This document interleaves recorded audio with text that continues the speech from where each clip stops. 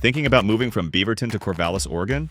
Whether it's a short drive or a longer relocation, understanding the costs up front makes planning a lot easier. Let's walk through what impacts your moving costs and how to get the best value. First things first. Your moving cost depends on a few key items: how much stuff you have, the size of your home, the distance between Beaverton and Corvallis, and whether you need extra services like packing or storage. Knowing these helps you budget ahead of time. For a move like this, many households fall into a predictable cost range. Smaller apartments with fewer items tend to cost less, while larger homes with lots of furniture and extra services cost more. Getting a few quotes from professional movers will give you the most accurate estimate for your situation. Want to save? Start with decluttering. Less to haul means lower costs. Try scheduling your move early and comparing quotes from trusted moving companies. Planning ahead also reduces stress on moving day. Professional movers bring efficiency and peace of mind.